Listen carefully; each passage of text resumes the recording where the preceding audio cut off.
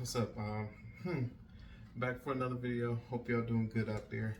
Here's an interesting case that I've been following for a couple years. I guess about 18 months, not quite a couple years, but following closely. And this, more than anything, I guess this video is an update. So some of you may remember. This goes back to November 2021. There was a 20-year-old that died in a trench on a project in Colorado. So that was November 2021. A worker died in that trench. And this is just to give you a timeline to bring us back to where we are now. May of 2022, OSHA cited that company for quite a few things, and I'll come back to that. November 2022, there was a warrant put out for that business owner's arrest, and then January of this year of 2023, that owner turned itself in, and then August 4th of this year, August 4th 2023, the owner of that construction company pleaded guilty to manslaughter. So it was a plea, and sound like it's a plea agreement. So in there, it could be up to 90 days in jail. But the judge involved, or the judge that's assigned to, is reviewing the case and the documents, and going to before sentencing.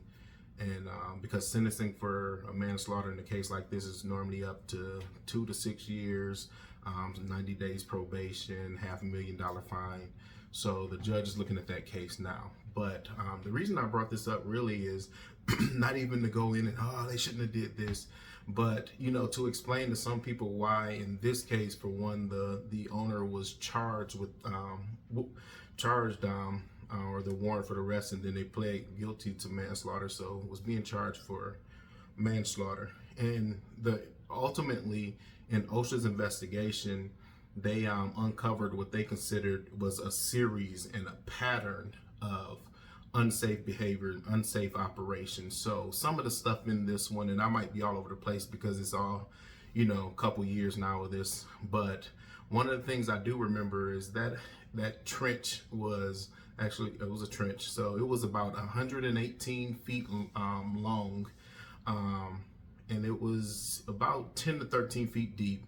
But the summary of it is that workers was working in this project had been going on for a little bit, close to a year.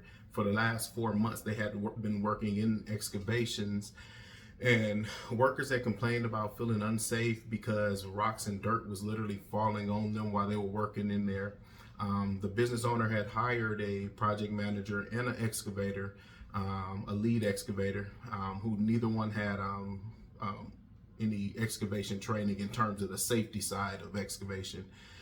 Nobody with the company got excavation training. So remembering and going through some of what OSHA cited them for, they were cited for not having a written program, not having any training, not doing any daily inspections, not having a competent person on site. And those were just the itty bitty parts of the investigation. Now, they were cited, the total citations at one point were about 450,000, but it was because 3 of those citations were willful. So they did get willful for not having proper egress.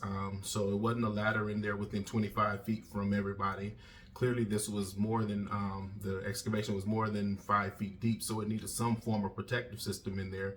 There were no protective systems in this excavation, and they weren't doing daily inspections. So those were all willful citations, which were about $145,000 a piece, and then the other stuff trickled in. They were somewhere around $450,000. Now, interesting enough, that even when OSHA cited them going back to May of 2021, he agreed to the citations, and they settled for $100,000.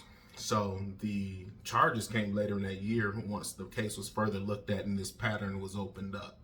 So again, I want to point out here that the reason these charges was not just because, hey, they didn't do training, but it was the pattern. It was people, and court documents show that there were people who complained about being scared, and but they still needed to work. They still got to do their job. And sometimes people from the outside looking in and say, I would never jump in there. I would never do that. We don't know the circumstances that require people to take certain jobs, based off of where you are in your family, your situation, how long you've been laid off. People need money. People have to work. And sometimes they're in these situations. And that's what they found themselves in. A couple other things I want to point out here when you talk about manslaughter. The headlines on this case, and most people probably don't know this, is just I dig into these cases because I dig into these cases. But the headlines say 120-year-old worker dead. Nobody talks about or nobody knows that there were 3 buried in this excavation. So when it collapsed, 3 were buried. One of them, the lead excavator and somebody else started immediately digging them out. While they were digging them out, there was another shift, and the ladder and everything that was on one far end was knocked over, but they continued to dig. They got one person free. The other 2 didn't get free until emergency service came over. When they got the next person out, they were still alive, but having some difficulties, but they lived. The third one that did die was in it for 2.5 hours. So it was 2.5 hours buried in there, and that's why that person died. But there were 3 people in there. Now, when we back up and we talk about this pattern again, on this same site, 2 weeks before that, there was another collapse, no protective systems in there. And they didn't change, according to court documents. The project manager brought it up then. According to court documents, the lead excavator showed concerns and thought that nobody either knew safety or cared about it. And the owner of the company told OSHA that he didn't train the people, but everybody seemed to have had some training from somewhere. So again, that's part of the pattern, but here's the other part to this pattern. And you think about, well, why, if they cited them in, in May, the charges didn't come to November of that year later on. Well, a month later, I guess they came back out, and the summary is even after the fatality, they were still operating without any protective systems for a month, a little bit over a month. After that, and I think somewhere in there, it's not clear or not open to us on when those protective systems finally went in there, or if everybody just stopped going in. But the one of the things I want to really point out in this one is the difference here, because we all talk about, hey, you can put safety programs in place, you can put the stuff out there, you can do the training, but things just happen. In this case, that's not the situation. So, there was a collapse a couple weeks before that. Nothing was done. People complained because they're in there and dirt and rocks are falling on them. Nothing was done.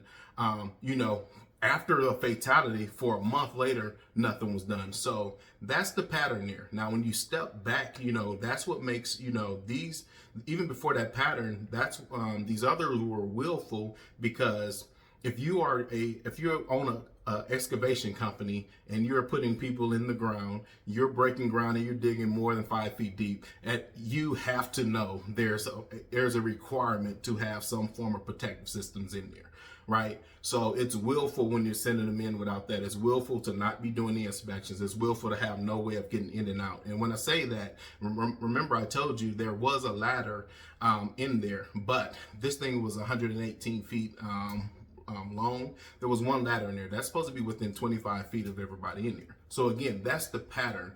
There's questions on, well, why did they go to jail? This was, was an accident, or why was he charged? This was an accident. It's that pattern. Now you step back, and what makes the pattern clear is what we always say.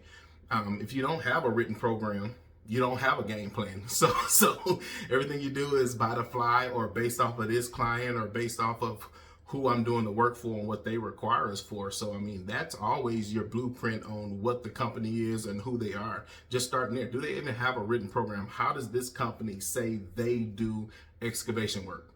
They don't have that, obviously. So that means they don't, in that program, they typically would say everybody has to have this training, or these people have to have this training to do this job. They would also say, a competent person must meet this.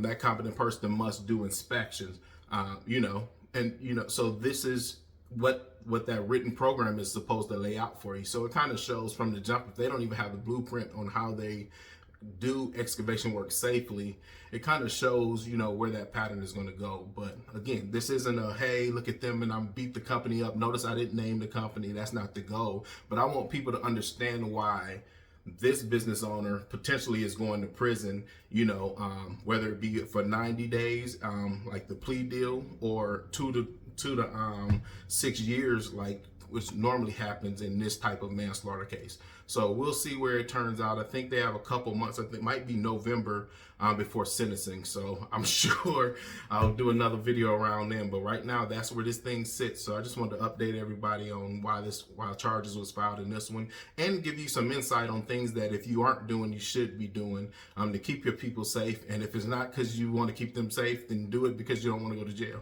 So I hope this helps somebody. Take it easy.